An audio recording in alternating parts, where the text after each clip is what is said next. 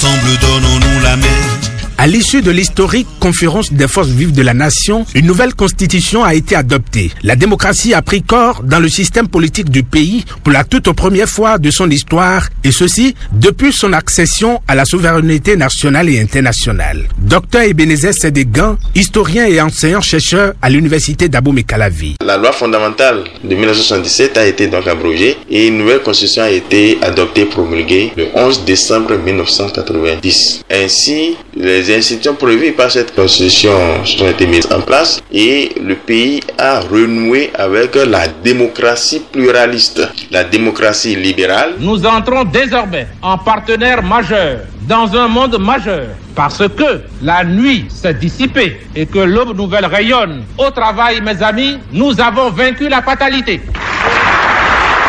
Au Bénin, les faits marquants sur le plan politique couvrent essentiellement les périodes de 1990 à 2016 et de 2016 à nos jours. Dans les 26 ans après la conférence, il y a eu la sauvegarde de la démocratie par la tenue d'une vague d'élections, que ce soit locale, municipale et présidentielle. Maître Robert Dossou, président du comité national préparatoire de la conférence des forces vives de la nation. C'est du désordre apparent que la vie politique a recélé et révélé que l'ordre démocratique définitif va surgir. Il semble qu'on n'ait pas bien compris cela, mais cette période est marquée par la continuité de la démocratie. Dès 2016, le Bénin a connu des tentatives de remise en cause des acquis de la conférence. En termes clairs, il s'agit d'une logique de mise à l'épreuve de la démocratie avec l'arrestation enregistrée des manifestations à la veille des élections législatives de 2019, sans oublier le blocage de certaines formations politiques à prendre part à ce scrutin et la réticence des électeurs. Nathaniel Kitty, enseignant de droit et de sciences politiques à l'université d'Abomey-Calavi. Quand elle est mise à l'épreuve,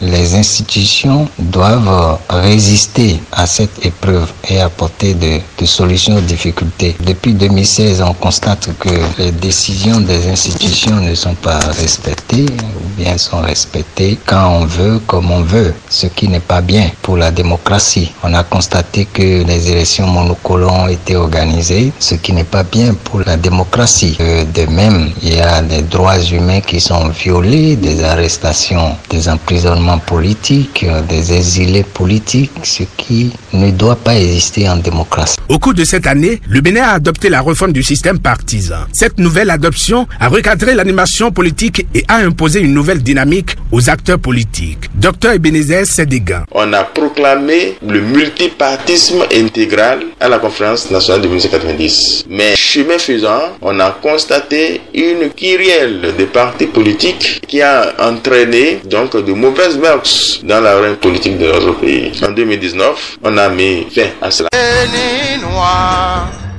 Ton signe est le vert de ton drapeau. Ton sol est riche et très vert. Depuis peu, l'État est devenu un régulateur dans le domaine économique. Le libéralisme économique issu de la conférence a été diversement appliqué selon Dr Nathaniel Kitty. Sous Mathieu Kérékou en 1996 jusqu'en 2006, il a eu un visage beaucoup plus humain, ainsi que sous Boni Yayi. Mais sous le président Soglo de 1991 à 1996, et sous le président Patrice Talon, il y a une tentative sous le président Soglo d'aller vers le capitalisme. Au-delà du champ politique, le Bénin a connu également plusieurs changements dans les autres domaines tels que social, sportif, numérique et autres. Toute l'humanité